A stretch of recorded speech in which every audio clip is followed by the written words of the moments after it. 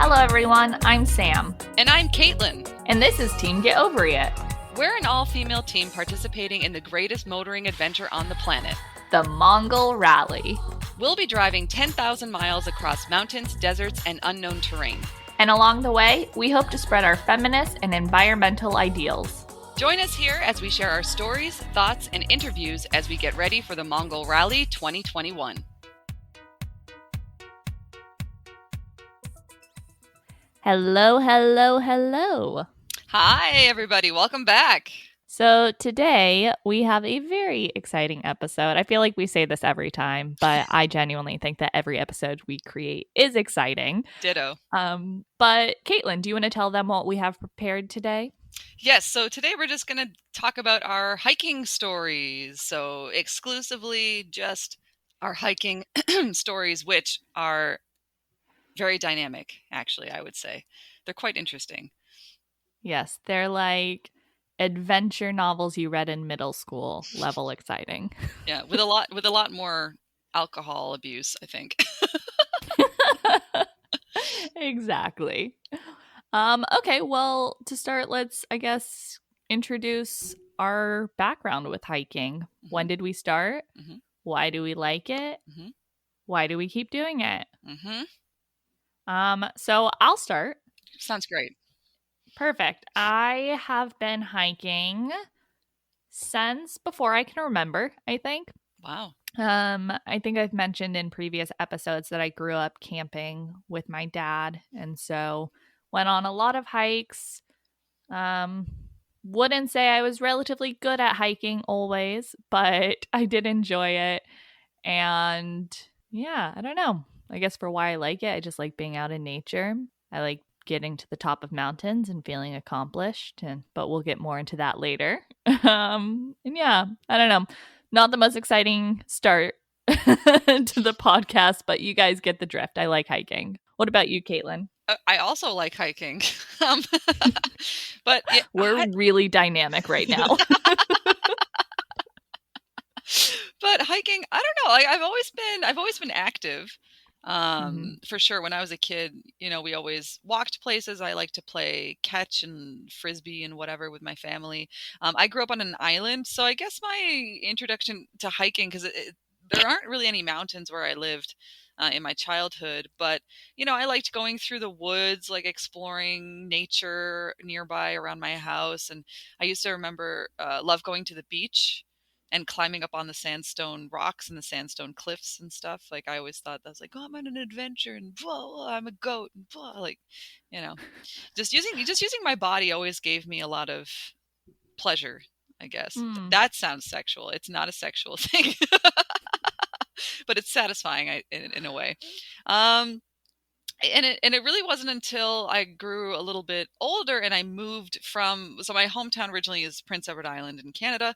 And then I moved to Newfoundland, which is, a little bit hillier. They do have mountains like in the north in Labrador, the Torngats. And even on the Northern Peninsula, I guess they have, what's it called? Anyway, the mountain that they have there. But it is much hillier. And I got a car, and those kinds of hiking trails in the hilly areas were much more accessible. And of course, like many people, I drank way too much when I was in university, and I gained a lot of weight. So for me, hiking sort of became a way to exercise. And I was also quite poor at the time, so I couldn't really afford a gym membership. But more than the exercise and more than losing weight and getting in shape and stuff, it was just being out in nature and seeing like, the beautiful landscapes. The thing about Newfoundland is it has this like really nice wild beauty, and all the hiking trails are really close to the ocean, so you get this really nice mix of these like rugged cliffs and like untamed forests next to the frothy sea, and everything is just absolutely fantastic and beautiful. So I did that a lot when I lived in Newfoundland up until I moved to Korea. And that's where we met. And that's where it all began. That's where it began. So I remember I was, I mean, it's really funny because a lot of people always assume based on my activities and the things that I do that I'm Canadian, which is correct. I am Canadian, but I sort of fall into a lot of these kind of Canadian stereotypes of being able to speak French and being outdoorsy and loving camping and knowing how to ski. So which is, and I always try to correct them and say, okay, not all Canadians are like this, but it seems to be true with me. So I remember one summer, it must have been the summertime ish. I remember Sam and I were getting acquainted with each other after working with each other for a few months, and she just kind of approached me and was just like, "Hey, you're Canadian. You like hiking." I do not remember it that way. I remember approaching you about hiking, but it was because I knew you hiked Umyangsan after work. Oh, okay, that might be. Maybe I'm the one whose memory is skewed here. Maybe I did. Maybe I just went up and I was like, "You're Canadian. You You like must hiking. like hiking." I remember it being quite forward, and I was like, but I'm so sorry. no, but it's good. I love it. Yeah, and you were like, I know this really great group, and we're going hiking, and you should come with us. And then we went on our first hike. Well, aside from Umyansan, I guess, because Yeah. we did I feel Umyansan like we did first. Umyangsan and then we did Yes, right. the next hike. The next hike, yeah. Yes. So for those listening, Umyansan was this very, very small mountain. It's 293 meters behind where our apartment building was. So I remember it was you, me, and one of our coworkers, Taylor, climbed it. Yes. And I used to, like, for exercise purposes, I used to climb that mountain like every weekend, like usually every Saturday morning, sometimes every Saturday and every Sunday morning, I would go out there. Um, Pretty quick. I remember I was like timing myself, and at my peak, I could get to the top in about 18 minutes. Yeah, that was pretty great. But yeah, so we did that one together first, and then we went and hiked a river. I can't remember the name of the river. Do you remember it? Achimgari. Oh, there we go. Okay, Achimgari. So I don't even know if that would be considered a hike. I think it's more of a trek. Yeah, but Really? yeah, it was a long. Well, because we had to hike up first because it was kind of like a mountain stream, so we had to hike up quite a ways on the road. Remember? Yeah, but that's like walking on a paved road, I Fair. think. But I mean, yeah, a Yeah. hike or a trek, tomato. Sure. So it was a day trip and we went with a group that was with Soul Hiking Group, right? That was my first time with Soul Hiking Group. I think you had gone with them a couple times before because I don't think I had. but you already knew Mo You're because right. you introduced me to You're Mo. right. I had only gone once before then. That would have been in Ah, between my two okay. trips. Okay. So yeah, I had gone before, met Mo. Oh, this is giving me like flashbacks to that day. That was so much fun. But yeah, so we basically just walked the length, I guess not the entire length, but a good portion of the river, just sort of crossing back and forth. Mhm. One guy had on flip flops. That guy was a legend. Yeah. An absolute champ. Uh-huh. Yeah, and that was, I think, the origin story of our hiking journey together, really. That's when we both got hooked with Soul Hiking Group, Mhm. and like the rest went down in history. Oh yeah, absolutely. And I think oh man, I remember we got to a point where pretty much like every weekend we were going on soul hiking hikes. Mm-hmm. And we made this like amazing group of friends, which we're still friends with to this day. I mean, this was, quite a few years ago now. But we met up with these friends last week on Zoom, and we had like a nice chat for a couple of hours, caught up on stuff. It was really lovely. Like, I think there's nothing better than hiking sort of to solidify and cement these like really good friendships. I think. It was so lovely. But can you remember what were some of your, because I mean, we can't remember all of them, I'm sure. But what were some of your favorite hikes, Sam, from Soul Hiking Group? I mean, my favorite mountain will always go down in history as being Soraksan. Hmm. Every hike I've done on Soraksan, I think by the end of my time in Korea, I had hiked it 6 or 7 times. Oh yeah, probably. And just absolutely love that mountain. But two particular times that I hiked it stand out. And the first was the first time I hiked it because everyone remembers their first. Um, and it was actually with Anne and John. And you'll actually hear from John next episode. Ooh. Yeah, but we hiked. So Soroksan, for anyone listening that isn't familiar with it, is the second highest peak in mainland South Korea. And it has sort of, I think, two popular trails or routes, if you will. So you go up to the peak and you sort of have two options after you get to the peak of Soroksan on how you want to go down. The first way is just to go down through what's called the valley. And it's a very nice, leisurely, enjoyable, beautiful trail, beautiful hike. And then the second option is to do what's called Dinosaur Ridge, and that is just basically to do 6 to 7, depending on how you're counting, more peaks. Or if you're counting, if you're Warren, there's 4. Yeah, if you're Warren, there's 4. If you're me, there's like 12. I don't know. And just like add mountains to your hike because one is not enough, right? And it's known for being, I think, one of the most difficult hikes in South Korea. And it is. It's difficult, but it's beautiful and it's worth it. Your knees will hate you, Oh my God. but Yeah. your heart will love you if Yeah. you do it. And so the first time I hiked Soroksan was the first time I hiked Dinosaur Ridge. And there were only a few of us, and we decided to do it because, I mean, it's the hardest one. You have to do it, right? It's the Of hardest course. option. Yeah. No pain, no gain. Exactly. No pain, no gain.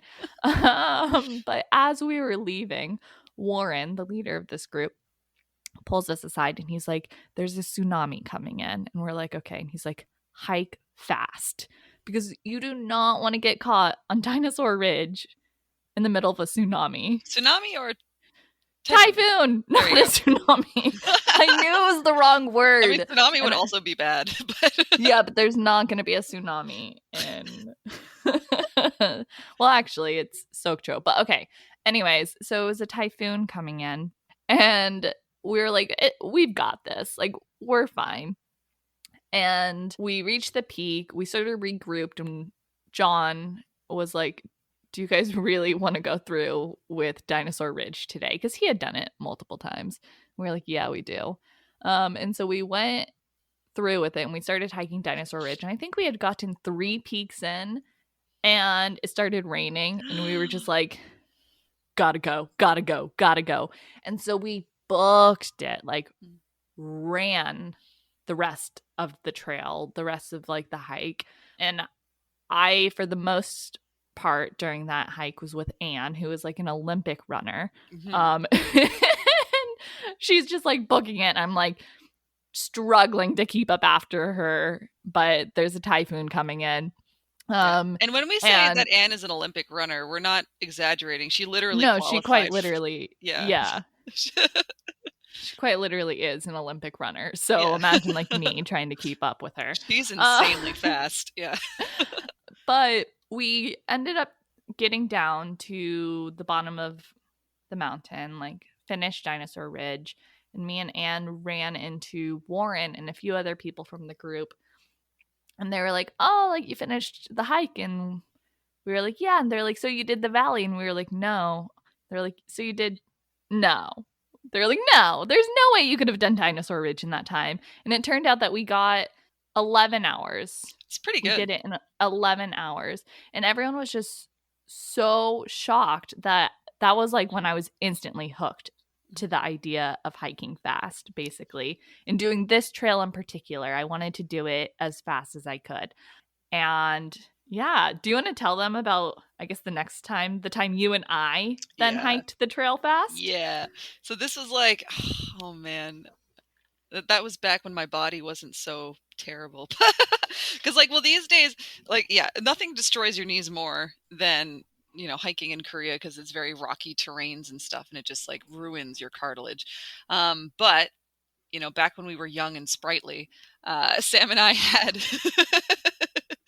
this idea to hike, yeah, Soraksan, and especially Dinosaur Ridge and Soraksan, like as fast as possible. So like Sam had mentioned before, she had done in about 11 hours. The regular time, I think they recommend like 15 to 16 hours. Mm-hmm. So 11 hours is a feat. Like that's shaving off a lot of time.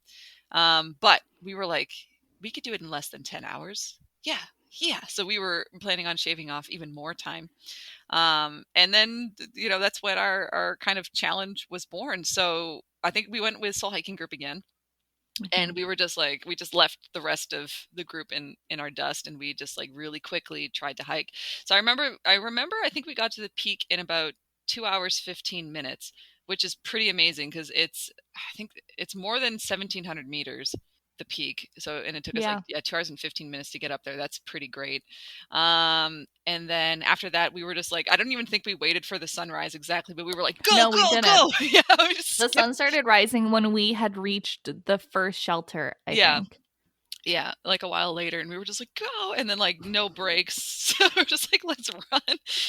I think at the first shelter we took like a 5-minute break or something, and that was, We briefly sat and ate food. yeah, ate food, get up the energy. Exactly. And Mm-hmm. then, continued on. They went to the washroom because like that's the last time you see a toilet for the rest of the hike, Yeah.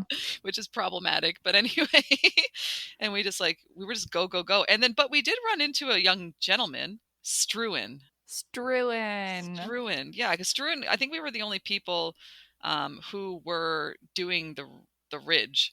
Mm-hmm. And then so he just was like, "You guys are gonna do the ridge, right?" And we were like, "Yeah." And he's like, "Can I come with you so I don't get lost?" And we were like, "I mean, it's just a straight shot, but sure." So but we warned him. We were like, "Listen, we're trying to like make a time record, so we're going extremely fast. You don't have to keep up with us." But he did. He kept up with us the whole time, which is amazing.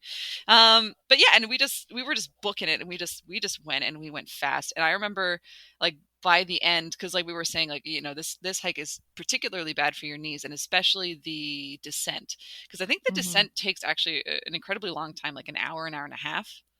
Yeah, it's like you finish the peaks and you Mhm. still have so far to go. And So I think far. the descent is the hardest part, personally. It's a nightmare because it has like a lot of like bad terrain too. Because there's that rock. I think the rock slide area is on the descent, so it has like the Mm-hmm. rock slide area, and then it has like this part where the path is just gravel, so you're just kind of like slipping and sliding down the mountain. And even poor Struan, we almost lost him. At one point, I think we had actually finished the rock slide part, which Hmm. is I would say slipperiest, most slippery. It's Pa definitely, yeah, it's dangerous for sure. Yeah, and we're, like, just strolling along. I think we were actually in the middle of talking about how we didn't think we were gonna make the 10-hour mark because we weren't looking at the time, we were just sort of guesstimating, and we were having this conversation, and all of a sudden, I just hear behind me the sound of someone tumbling down the mountain, Hmm. and I just look, and there's no Struan. He's gone. And he had, I think, slipped. I mean, it was past fall foliage, I think. Or was this spring? I don't know. I don't know. Either way, there was just like a lot of leaves on the ground. It was slippery. Mm-hmm. And I think he had just slipped and he sort of tumbled. And I think he ended up like catching himself on a tree. Hmm. And like the champ that Struan is pulled himself back up the hill and then just like kept going like it was nothing. What a champion! Yeah, Mhm. amazing. He'll forever be in my heart, Struan. But yeah, because like Dinosaur Ridge, and like, when Sam was talking earlier about having done it when it was raining, like my heart skipped a beat because it is a ridge, and it's kind of a ridge like no other. It's just like sheer cliffs on either side in some places, and there's no railing or anything. So like if you go over, you go over. And I've seen on many occasions it's a very dangerous hill, and then you basically have to be airlifted out if you get injured. And I've seen the Mhm. helicopter come and pick people up on, yeah, multiple occasions, 3 or 4 times probably. And was it there that day too? Yeah, I think there was a helicopter that day. Mm, yeah, I think almost every time I've hiked Soroksan, I've seen the helicopter, and everyone yeah, goes, "Oh, someone's getting airlifted out," because there's just like if you're injured, there's no really easy way off that trail. yeah. Only ways by air for sure. Yeah. Yeah, or like roll down. I don't know what to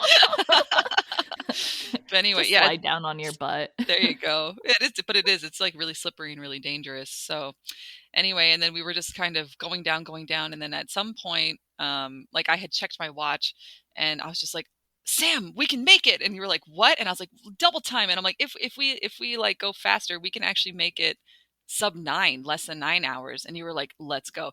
But like at that point, like I don't know about my own legs, but I was walking behind Sam, and like I could see that every step that she was taking, her legs were just shaking with the effort, I guess, and the Mm-hmm. pain. I'm sure, like your knees must have been hurting and just anyway, but we just yeah the last couple of meters we just booked it, and we made it in 8 hours and 57 minutes, which was insane. I cried. I don't know if you remember this. I literally fell on the ground on that bridge and just cried.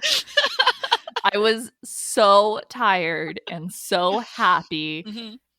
and like relieved at the same time and just had no ability to control any emotion at that point and just started crying. Yeah.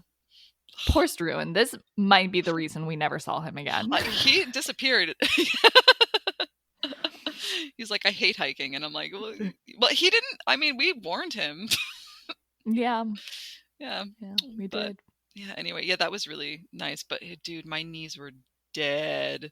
And like Mhm. that's probably the best and also the worst part about Soraksan is that like yeah, for days, I think it takes like about 3 or 4 days for your legs to recover after doing that. No matter how in shape you are, your knees are going to be shot for a little while anyway. Cuz we trained for that. Did For I don't know if you remember this, but we had 3 months between when we hiked the Dinosaur Ridge Mhm. during fall foliage, when we came back and made the decision to Mhm. then next time go back and do it quickly. Okay. And then we did Umyeongsan frequently. I Uh-huh. think, I mean, by that point, we were going on a hike every single weekend. And each time we were just like, gotta train, gotta Got train, gotta it. train. Oh my god, right. That's true. I forgot about that. We were training kind Hmm. of. But it's just like all blurs together with just like our regular activities. So Yeah. I feel like the gotta Uh, train was almost kind of like a joke at that point. But oh my gosh, was that? I don't know if that was the time because remember that year that we did. I remember. I think it was like within a month we did like like 4 big like mountains or something, and it started with the bike trip around Jeju. Bike trip around Jeju was the Chuseok after. Oh, okay. But I think we did. I think we went back to Soraksan though that year too. Of course, like Well, always. yeah, I don't Yeah, know how many times we've done Soroksan together. a few, quite um, a few. Maybe that was the year because there was one year that you and I we hiked Soraksan, but you did the valley and I did the ridge by myself, and then I had to that pee was my so bad. last major hike in Korea. Oh, right. Yes, right. Yeah, right. Yes, I remember Yeah. now. Oh, that was wild. And I remember, so this was like the last time I had was words. The last time I hiked Soroksan before leaving Korea, and I think I had told you before we started the hike, I was like, I don't know if I'm going to do Dinosaur Ridge or the valley, but I'm leaning towards the valley. And Mm, we got up to the peak. I think we got up to the burst shelter where it branches off. And that was yeah. when I was like, no, I'm going to do the valley because my Hmm. knees were killing me. And also, like, the valley is beautiful. It is. I did finally do it eventually, and it was absolutely gorgeous. Yeah. Yeah. And it was the fall foliage. So I was like, I'm Mm, going to go do the valley. But the valley is like significantly shorter than Dinosaur it's so Ridge much easier. by like a long shot, by like Yeah. 8 hours shorter. Yeah. And so I was like, I'm gonna take my time. I was like, I'm gonna enjoy this because I was like, what else am I gonna do? Just like wait for Kaitlyn to finish Dinosaur Ridge, like Yeah. for like 8 hours, just like at the Makali place. Hmm. I was like, that won't end well. So I like went down the valley and I kept stopping and like waiting. And I was like, I'm just going to sit here. I mean, it was an emotional hike because it was my last hike before leaving Korea. Hmm. So I was emotional. I was writing poetry. I was being like the total cliche of like a literature student. Mm. And I like kept pausing and sitting and waiting for other people on the trip, like other hikers in our group, to come, and like no one came. And I was like, where is everyone? I honestly didn't know what happened to them. And I like kept pausing like every 30 minutes and waiting another 30 minutes. And at one point I was just like, I can't, like, there's no one's coming. I don't know where anyone is. So I just like went down the mountain and then found a bench and fell asleep. And I think that's where you found me. Yeah. Yeah. So even though I think I must have been, I don't know if anybody else did the ridge that day, or if they did, they were significantly behind me, because I finished around like 12:30. I think my time, it was probably maybe like 9.5 or 10 hours, maybe. It wasn't like super great, but anyway, I did it. And then, yeah, and I came down and like, I just saw you on that bench, I believe. And I was just like, I need a bathroom. I remember that we just like ran, but it was, I mean, it was the weekend before I think the trail was going to close for the winter. So bathrooms were locked. Oh, yeah. Yeah, because we passed by, because they had those like little porta potty kind of bathrooms like that right after you get down from the mountain, and like, yeah, they were closed. You couldn't do that. So eventually I found this this kind of cement wall, and I just like peed behind the cement wall. Yeah. Because I was just like, I gotta go. Oh, it was so funny. Yeah, it's been a couple of times that I've had to like go to the bathroom. I mean, like, as you do in nature. Yeah. It was so good. But yeah, I just keep thinking, like, these days lately I've been thinking a lot about what is it? The time, I don't even remember the name of the mountain, and it wasn't that tall. I think like the highest part of it, because it was a ridge hike. So we just like went from like one side of the ridge of this mountain up to the peak, and then like down the other side of the ridge.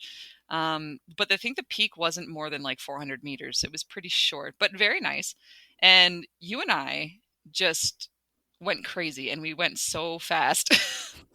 And it was another one of those situations where you're just kind of waiting for the rest of the group for a long time.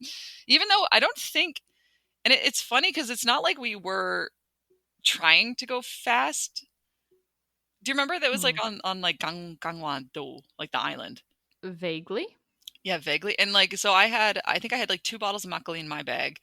And then we were drinking that while we were hiking, and they were just like passing the bottle back and forth. And then we found like a bunch of groups of like older people, like older Korean people. And then every time we met them, it was like, oh, makgeolli 드릴게요. And then like we were giving them makgeolli, and they were giving us makgeolli or like soju or something, and we were just getting wasted. And then we found this lady who was actually selling makgeolli on the mountain, and we stopped and had like a cup of makgeolli with her. And then I remember this. yeah. Oh, there was 2 makgeolli stands. So we stopped at the first one, got makgeolli, stopped at the second one, got makgeolli, and then also shared makgeolli like with everybody on the mountain pretty much. And so like we weren't like, I think we weren't really going that fast, but I remember we finished the hike. And so we texted the rest of the group, and we were like, we're done. Like, we're just going to sit in this restaurant. And we like told them where we were. And then, yeah, Warren. So Warren's the leader of Soul Hiking Group. And he was just like, oh, like we just made it to the makgeolli stand. And we were like, which one? I remember that. And he was like, oh.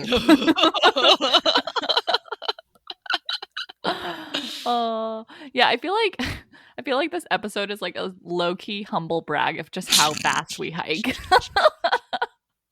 Yeah, I don't think I'm that fast anymore, but because I've kind of really kind of fallen out of shape, because like I think since you guys left, I haven't really gone on that many hikes, and then plus coronavirus, the group tours aren't really going. But yeah, I'm starting to get kind of back into it now. So like 2 weeks ago I did Gwanaksan, and then last week I did Buramsan. Today I'm probably going to go to Achasan, just a small one. But yeah, I'm surprisingly well, but that was like when we were hiking together, that was peak physical performance. We were like just stupid fast. And it always like, whenever I look back, I marvel at I mean, this is a humble brag now, but I just like, I marvel at like our physical fitness and our ability to just go. Yeah. So like even like, and like, Jeju comes to mind. So we went on this group tour of Jeju Island, and Jeju is like, it's beautiful. It's a gorgeous island. They call it the Hawaii of Korea, basically. And it is a volcanic island. So it's basically in the middle. There's this huge volcano, which is the highest mountain in South Korea. It's called Halasan. and it's about 2,000 meters. About that, I think it's like 2015 or something. Mm-hmm. Yeah, about 2,000 meters, and then they have this gorgeous like bike route that goes all the way around the island. So we went with a group, and we were on the bike tour. But I guess that year Chuseok. So Chuseok is like their fall like harvest festival Mm-hmm. holiday. So it was a little bit short that year. It was only 5 days, so we had like a very limited time in like in which to bike around. So our our leader was like, we have to like cut inland, so we're shaving time off. Anyway, it didn't really shave any time off, because if you go inland, that's where all the hills and stuff are. So Mm-hmm. we were like struggling to bike up and down these hills, and like of course, like our legs were getting really tired, and like mentally we were really tired. But anyway, we did it. So like in 3 days we finished more or less like cycling all the way around this island. And you would expect us to be exhausted, but we were insane people back then. So When we were young. when we were young, exactly, yeah. And I remember, well, there were two tours kind of going on simultaneously, actually. So there was the bicycle tour, then there was also a bus tour. So at the end, the bicycle people and the bus people sort of met up, and we all stayed in this like pension together. And we partied. So we had this like big feast. So we got like black pork, which is a specialty on Jeju, and we ate that. And we had like a lot of like banchan, which is side dishes and stuff. And then we also had a lot of makgeolli, Hmm. because every area in South Korea kind of has their own makgeolli. So in Jeju, the specialties are halabong, which is a kind of orange, and peanut, and they're both Mm-hmm. delicious. And so we drank a lot of that. Then we drank a lot of beer, and we drank a lot of soju, and we were just absolutely trashed up until like I think we were drinking until 3 a.m. or so. We fell asleep at Uh, 3:30 okay. and woke up at 4 o'clock to go on the hike the next day. We Yep. slept for 30 minutes. Because we're That's not stupid. even a sleep. That's a solid close your eyes and then open them again. Um, That's like halfway to being not a nap. um, yeah, and then we went and tried to hike the biggest mountain, and well, not tried, we succeeded we did it. in hiking the biggest mountain in South Korea. Hmm. Yeah, we did it. And like I think for the first part I was still drunk. From the night before. Yeah, and we just went. But it's not like, Halasan is not that difficult. It is tall, but it's a volcano, so it's a very gentle slope. So it wasn't too bad. And I was able to get up. I think I got up in like 2.5 hours. Mm-hmm. And then very shortly, like you came up behind me, and then but then disaster struck, sort of. Then there was a tsunami. No, I'm kidding. There was a typhoon. Another A typhoon, you typhoon. guys. Classic typhoon. Yeah, there was a typhoon coming in, Mm. and we got a call. I think we got the call from, was it from Warren or did Mo call Mo, us? I think like Warren called Mary, and then Mary called Mo, and then Mo was like, "I'm sure Caitlin and Sam are up there." So like then Mo called us. Yeah, and so we got a call basically saying we have to get off the mountain now Hmm. because all the ferries are being canceled for tomorrow, which is when we were supposed to depart the Mm. island. So we have to get off the mountain now to get to the last ferry to get back before Chuseok ends and everyone has to be back to work, basically. Mm. And so we got the call. We were the first ones up. So our job basically was to head back down the mountain and turn everyone else around, Yep. Yep. which we did unsuccessfully. Yeah, because we just like because you and I were chilling up there for like I think a good like 20 minutes or something when we got that call, and then we Mm-hmm. were just like, okay, well, whatever, because like we had already reached the peak, so we were like satisfied, I guess, and rested. So then we just turned back around, and like on the way back, I think we met Mo, because Mo wasn't too far behind us. I think she was already on the stairs or something when we found her, or Mm-hmm. close. But no, she turned It around was, too, though. yeah. Oh, that's unfortunate. Yeah, she didn't get up to the peak, but yeah, we met all these people, and we were just like, turn back now because we got to go. Turn back now, we got to go. And then like some of them were, yeah, very stubborn. They're like, oh well, I'm so close, and I'm like, you could go fast, I guess. And I'm like, it's your funeral if the bus leaves and whatever. Yeah, and Yeah, we especially basically those. told everyone, like, if you're not there by a certain time, the bus is gonna leave and you'll be stuck on Jeju. Yeah, but nobody got stuck on Jeju. Warren's too No. nice, but It was an empty threat, but yeah, we threatened it nonetheless. But we threatened, but I remember because we weren't the only group that was there. So there's quite a few of these like tour groups that do the sort of similar activities. So there was like people there from like Bangawayo and like Adventure Korea and stuff. So whenever we saw like foreigners, we were just like, oh, are you with Soul Hiking Group? Because like we didn't. There was quite a few people on that group, and like especially in the bus, like we didn't know everybody. Yeah. Just the biking people really, and and they were just like no, and I'm like okay, never mind. Just kept going because I think the people, at least the people from Bangawayo, got stuck on that island because they didn't get Mm-hmm. the last ferries to get off. So I remember there was like a lot of problems in the schools because they were missing teachers because they were stuck on Jeju. And like our friend, she didn't come with us to Jeju, but she went to a different island and she got stuck. Remember, That's like right. she went to Ulongdo. Yeah, but yeah, oh gosh, that was so funny. But that was yeah, so we got up and we got down, and I think the round trip was like 4 hours, which is like pretty good for Hanasan. Usually it takes a lot longer than that. So we, yeah, just, and even after like biking around the island for almost 300 kilometers, it was pretty good. Mm. Yeah, that was a good That one. really was like the peak of Yeah. my physical existence. Yeah, I'm not there anymore. I mean, I'm not super out of shape, but I'm not that in shape as I was. Mm. I'm trying to get back to it though. I'm making a solid effort to try to hike every week. And that's the thing, like even I mean like our friend Anne was sort of an exception because she's just all around amazing athlete. But I remember once I did Soraksan and Dinosaur Ridge with okay, Ben, Mm. France Ben, and he's also like a fine physical specimen. He's just like a superstar of fitness. So he was incredibly fast. He's probably faster than me. And then his friend was a marathon runner and he was having trouble keeping up. Like Ben and I would have to wait a lot to keep them because there's really like the best way to get in hiking shape is just hiking. Yeah, because it uses muscles that Mm, a lot of other activities don't yeah, necessarily, and it's a very unique set I think so. Yeah. of muscles. Hmm. Mm. Yeah. What else? I kind of want to talk about the Jeju trip. So my sister actually came to Korea. She took a vacation and she came to Korea and spent time with us. And then I said, well, I'll take my vacation too, because that was my second year at SBA. So I had the extra week. And so I said, and I was like, well, we'll just travel around together. And then I had mentioned, like, I'm already planning on going on this bike trip. So you can come on this bike trip with me. And like my sister runs. So she's not like an out of shape person. And I was actually really impressed by like the way that she kept up. But my poor sister who, doesn't hike, doesn't really bike, or didn't at that point, just kind of got thrown into this like insanity. So she came, she did the bike tour, she succeeded, she got through it, and then she hiked Halasan. I think she did get to the peak. Yeah, she Yeah, did. she got to the peak. She was really proud of herself, and then like turned around and came down. But for us, like her and I, we weren't really under the same time crunch because we were taking a plane out anyway. We weren't taking the ferry with you guys.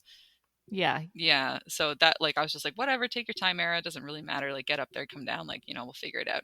So, but anyway, she did it pretty quickly. She did it quicker than I expected her to, and then a lot of other people in the group did.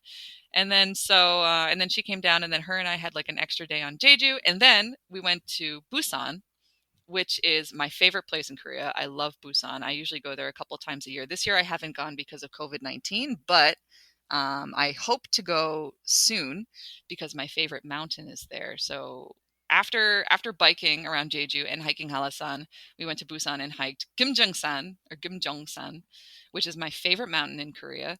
And we did the long hike because there's a very easy and like not as long path if you go from the temple because you can take like a bus to the temple, which is like halfway up the mountain anyway, and then just like walk to the peak and then walk back. And it's a very nice trail. Everything is laid out.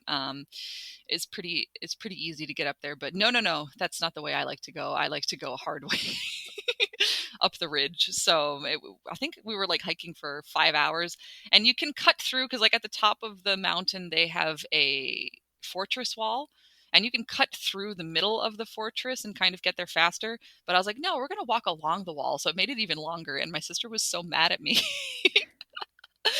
when she discovered that there was like an easier way, because we ran into these people and we had a chat with them and they're like, oh, we came up this way and it only took us this amount of time. And my sister was like, what? You could go up like a shorter way?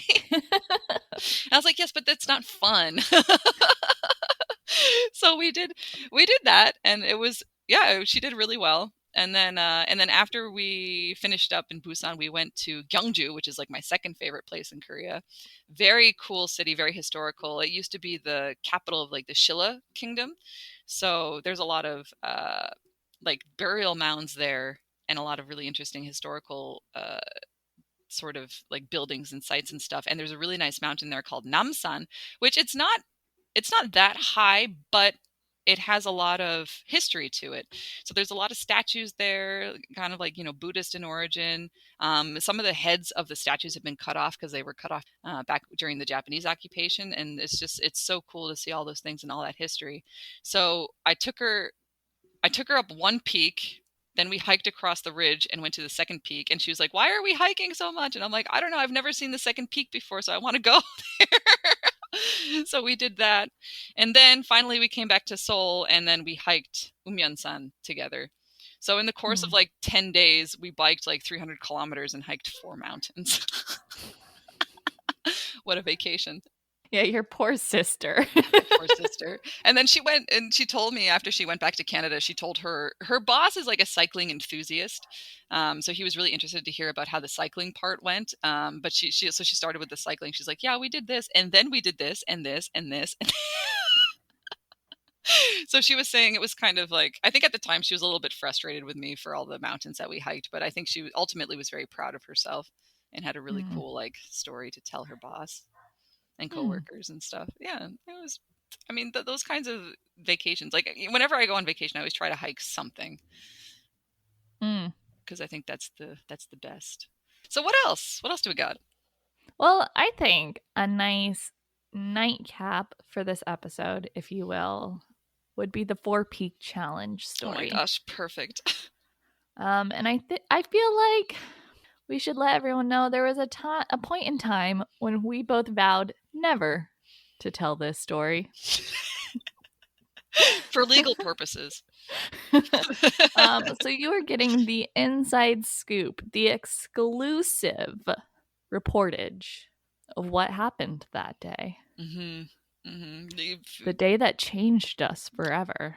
We're finally in this kind of expose tell-all episode. This is our tell-all. Pull up your popcorn, lean back, and get ready. Okay, so let's get into it. Whew. Shake it off. We're ready for this. Okay, so for context, the 4 Peak Challenge, I mean, if you've made it this far in the podcast, and I commend you if you've made it this far, then you know that we're a bit competitive with non-competitive things. Yeah. Such as hiking. And so this was post Soroksan, post Jeju Island trip, post most hikes, really. This was one of our last hikes that we did together. Oh, yeah. And we had, I guess, not necessarily run out of challenges to give ourselves, but really had done many of them. And so our dear friend John told us about something that was called the 4 Peak Challenge, which may or may not actually exist and be a challenge. Maybe something that was just created by Warren one day over a bottle of makgeolli. We will never know. But it's basically the challenge is to hike the 4 major peaks that surround Seoul in one day. And that was what we tried to Mhm. do. Boy, did we give it the good old college try. So, I guess, like, up in the northern part of the city, there are, yeah, 4 biggish mountains. Well, one is the biggest mountain in the city limits. So there's Bukhansan, Dobongsan, Suraksan, and Buramsan. And I think we had hiked all of those mountains individually, Mhm. and they each of them have their kind of challenges. But it's like doing them together is the kind of the ultimate. And I've done actually Buramsan and Suraksan. Hiking it together is actually not that hard. I do that often. That's pretty good. But like Bukhansan, I mean, it's like an 800 and I think it's 832 meters, and it's quite steep. Mhm. And like some parts of Dobongsan are like also very steep. So yeah, it's kind of like if you're able to do this challenge, you'll have bragging rights for the rest of your life because the difficulty is astronomical, like way more so than I think doing Soraksan. It's Mhm. longer, it's steeper, it's like up and down. You have to like cross the city in order to get to the other 2 mountains. Like it's just it would be a feat in physical prowess and also time management Mhm. to do it in one day. So, I don't know if you remember, we actually have 2 very lovely pictures that encapsulate where we started and where we ended the day mentally. Yeah. And actually, you know what I'll do later is I will just like put them up on our blog. It'll just be an entire post just dedicated to these 2 photos without context. And we'll link it in the show description. So if you're listening right now, go to that description, click that link. And what you'll see in the first picture are these faces of excitement and joy, to young people ready to take on the world. And then what you'll see in the second picture is 2 people completely broken Mhm. and destroyed by the mountains that they just tried to hike. Um, so yeah, should we get into it? Should we get into the nitty gritty? What happened that day? Let's get Where into it did we start? step by step. Where did we end? Hmm. This sounds really good. So we started, I mean, in order to like do this, you obviously have to start really early in the morning. So we had booked a Airbnb in this lovely man's house. Mm-hmm. Very, very professional, very kind guy. And who we explained to him because I think we had to go, but I think he invited us to like drink with him or something or eat with him. And we were like, I'm so sorry, sir. We have to sleep because we need to get up early. And he was just like, for what? And then we explained what we were doing. And he was just like, you guys are insane. And we were like, I know. Um, but anyway, because I think we started at 4 a.m. Yeah. Yeah, I Yeah, want to say we 4. woke up at 3 to Yes. catch the taxi to the Yeah. starting point. Yep. For 4 a.m. So then yeah, and then we just, we climbed the peak of Bukhansan. We got there before the sunrise. So the first picture that you'll see is very dark, but we were very satisfied. We were like, okay, that was good. That was a good first leg. I'm not even tired. It was what we said to each other at the time. And then so we start climbing down.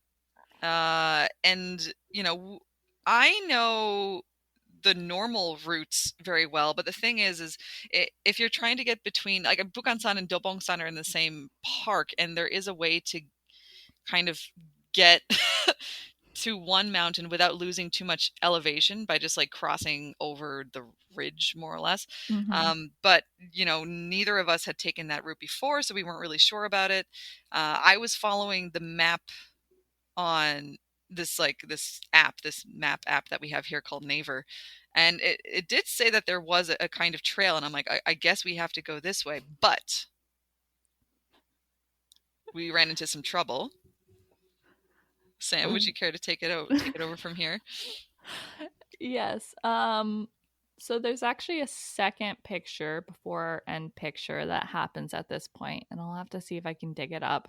It's a picture of us eating pizza. Oh yeah, pizza. Which is very happy eating pizza surrounded by these beautiful, like I think it was like fall colors. Like it Mm, was beautiful, surrounded by trees, the forest was nothing in lovely. sight. Mm. Um, and we were following Naver. Oh my god, my heart's like beating so fast. My heart is like, Sam, do you want to tell this story? um, so we were following Naver. And trying our best sort of with all this foliage on the ground. So we couldn't really see if there was a path there, to follow like this dotted line on the map, basically just holding the phone in front of us. And I don't know at what point, because I think I've blocked a significant part of this section of the hike out It of my was memory. traumatizing. But at one point, we sort of saw a sign that said we may have trespassed on property not belonging to us. Yeah. So, I mean, these signs, and like the signs progressively got scarier and scarier as we kept walking and walking. So, like, um, and they're all in Korean, and like, our Korean skills were not, I mean, my Korean skills are still not, but like they were not great at the time. So we're there and they're just like, what does it say? But we just see this number, like something something manwon, and which is like talking about money, and we're like, why are they talking about money? And we're like, must be a fine for something, and it's like wihum, like, danger or like caution or whatever. And then so we're like, what the fuck is it talking? And like the number just kept getting bigger and bigger and bigger, up to the point where it was like 3 million won, which is about like $3,000. And we were like, $3,000 for what? So we're there, just like, our hands are shaking, with our phones out trying to translate whatever's on this sign. And basically, it was military property. So I guess like they use this area as kind of like a training area for military personnel, and yeah, like the farther that you go into this territory, the higher the fines are. And we were like, oh my god, shit! Like if we ever get caught in this place, we're gonna have our asses handed to us. We were like, so at that point, we were like, $3,000 fine is not worth it, and we just kind of like turned around and then went back. And then we vowed like we can't talk about this, but here we are. We're talking about it finally after many years. We made an agreement that pizza picture would never be shared with public. Very incriminating. We might not share it now that I think about it. Okay, but so here's the thing. So we vowed, we said never gonna speak of this. Mhm. We swore to take it to our graves. Yep. But then I think both of us have talked to people since who have said, no, that is actually the way that you cross between the two mountains. Yeah, you just that, go like, through the military area. Organize led hikes, like tour groups that take this trail, and that is totally fine. So did we trespass? Did we not? Honestly, I don't know if we'll ever know the answer to that question. Nah. So we quickly scurried back very quietly without making any sound, and got back to the regular trail. And so at this point, we had to figure out, we had lost a decent amount of time during this little, it was like a lot of detour. time, a lot of effort. Yeah. Mm-hmm. And this is, the 4-peak challenge. Like there comes a point when if you've lost too much time, it's not feasible. And so we sort of had to make a decision. We could go down to the very base of this mountain and walk along the street to the start point of the next mountain, which is a lot, and would be very taxing and tiring. Or we looked at Neighbor and we said there is a second trail that seems to go there. And this one seemed more legit, I would say. Like we could actually see the trail delineated on the ground before us. Yeah. Yeah. The military trespassing one was very vaguely a trail. It was more like an animal path kind of thing. Yeah. And so we decided to follow this trail, and we went up almost like a second peak. It wasn't a big one, but we went up a second peak. I forgot about that. And we're actually really excited, sort of renewed, like, I guess, energy for this adventure, renewed hope. And we got to one point and the trail just cut off because there had been a landslide. And we could see the other part of the trail, but there was just air between both parts of the trail. And that was, I think for me, I know that was like a very like mentally defeating moment I where think I you was might have just like, yelled. I think I did. I think I got so frustrated. um because at that point we knew like we had done 2 detours Mhm. that had wasted like a significant amount of time and energy And energy. and hope. Mhm. Um and yeah, so Mhm. technically we always say we did 2 peaks of the 4-peak challenge, but we kind of did 3. One of them just doesn't happen to be part of the challenge. Yeah, yeah. We accidentally went up another peak. I It's think fine. I think that peak has a name too. I think it's called like Youngbong or something. Mhm. Yeah. Yeah, So yeah, we did 3-ish. Yeah. 3-ish. Yeah, so do you wanna take it from here? What happened Yes. after that? So then we had to kind of turn around and backtrack a little bit and lose more time and more energy. And then we just got on the regular trail, and then the only option that we had left was to go onto the road, like go all the way down the mountain, lose all of that elevation we gained, and just go to the road. But luckily, as we were passing by, like at the end of hikes, there's always like some kind of place selling, makgeolli and pajan food, whatever. So there was a lady there who was selling just like cups of makgeolli. So we stopped for a minute and we were just like, we need we need something like to numb the The pain. sight we must have been, like, just, like, distraught faces at, like, 6 in the morning. Yeah, it was Like pretty early still. Yeah, man, and we're just like makgeolli juseo, like give me a drink. But and then at that point we kind of had a decision. We're like, do we want to just give up or do we want to continue? And then, but I think after drinking the makgeolli, we felt a little bit better. So Yeah, and yeah, I think we said, "Let's do Dobongsan and see what see how it goes." yeah, see how it goes from there. So, and we did. So we found the entrance to Bongsan. We were like, yeah, we can do it, and we did it. But I think there's also a photo of us like at the peak of Bongsan, and we are not happy campers. No, I don't I don't think we would have been at that point. Yeah, I think I really cannot remember some parts of this, like, I don't they're remember. like Yeah, I think I've just, like, blocked it from my memory.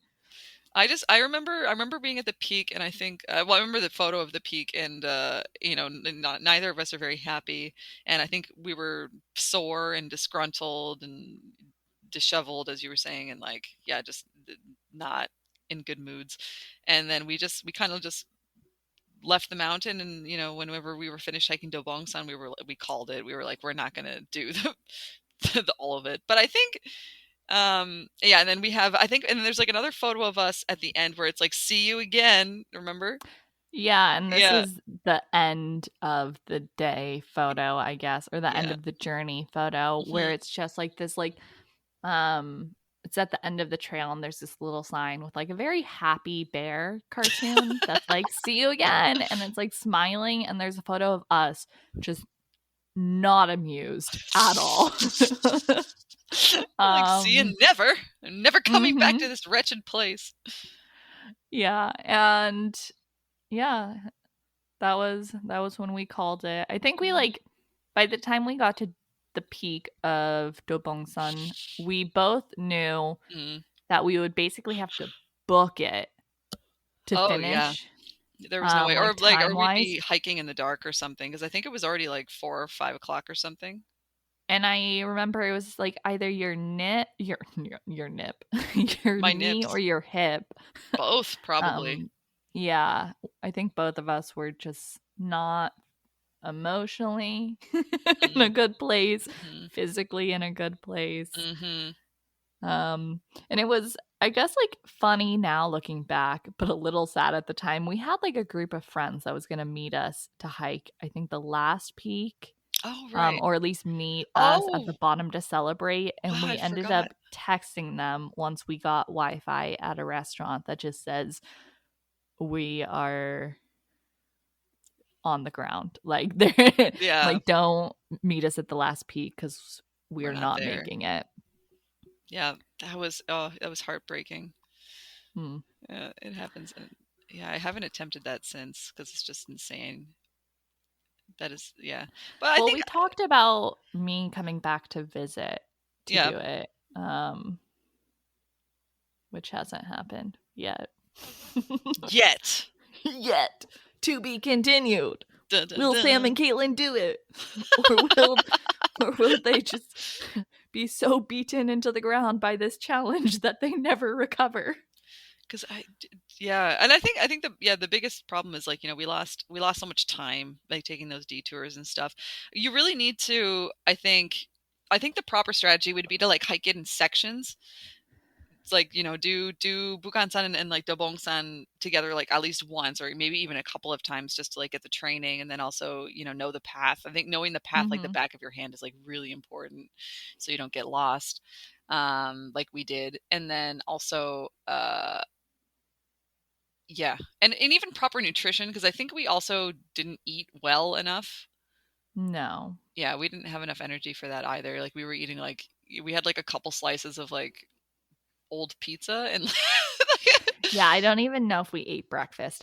If I I'm don't being think we completely did. honest, I think that pizza was our breakfast, Yeah, and our breakfast this and is our definitely a lunch. hike that you need like a breakfast of champions for.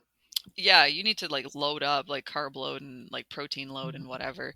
And which is really, it's funny because I always eat properly when I do, like, soraksan, but for this one I think we just both grossly, I think, underestimated it and overestimated our own powers. And then also, like, we weren't prepared enough. We didn't know the route. We didn't have the right food.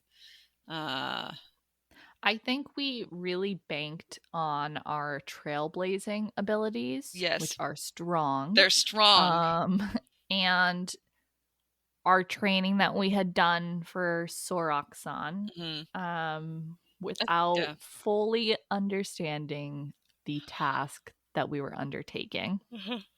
That's exactly right. Yeah, I agree with that. So anyway, but I wouldn't necessarily say it was a failure. I think, we still did two peaks, and they were the two highest peaks. Well, Mm-hmm. three peaks, kind of, if we count Yongbong. So, 2.5. yeah, 2.5. So we did the 2.5 peak challenge, which is still not bad.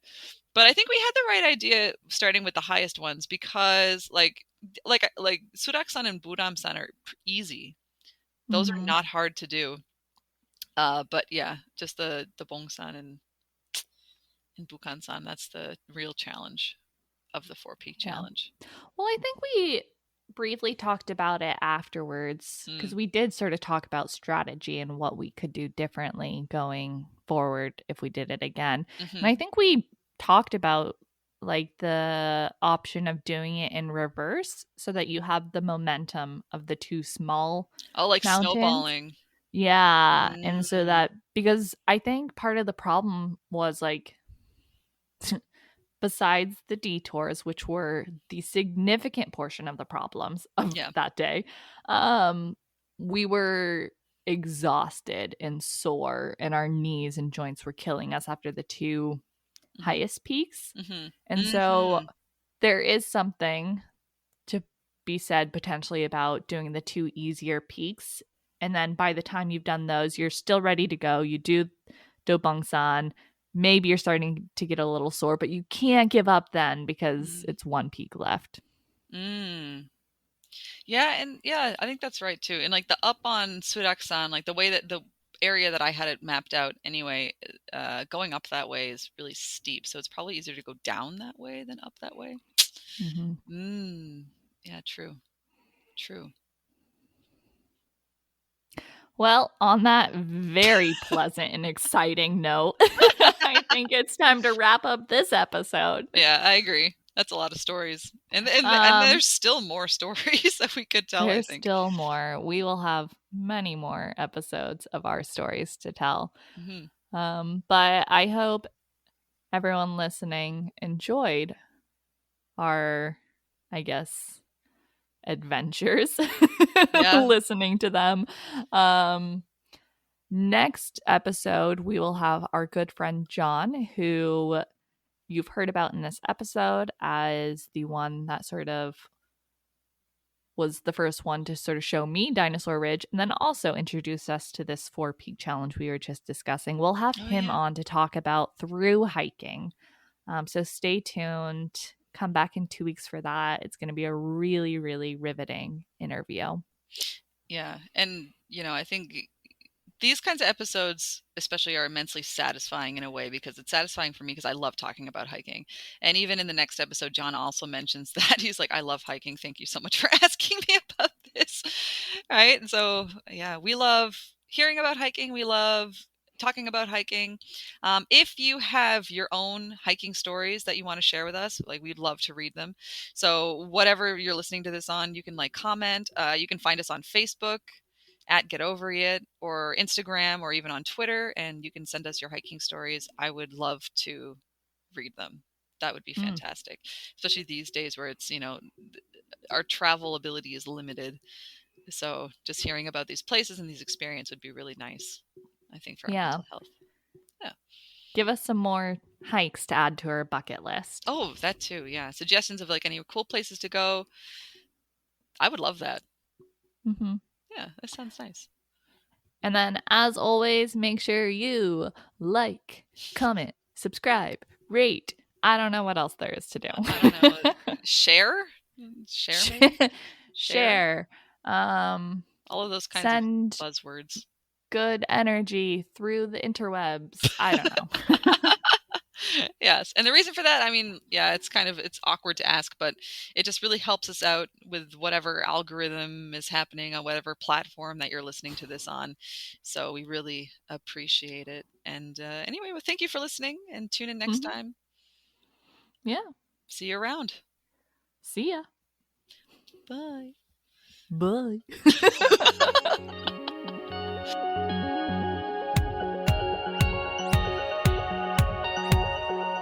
That's it for today, folks. Thanks so much for tuning in. And as always, please support this work by subscribing and donating to our cause at www.teamgetoveryit.com. Donors get access to specific content like stickers, t-shirts, and postcards from our journey. You can donate for as little as $5, and the benefits build from there. Go to our website for more information. Or find us on Facebook, Instagram, and Twitter at Team Get Ovary It. Thanks for listening. And catch us next time on Get Ovary It.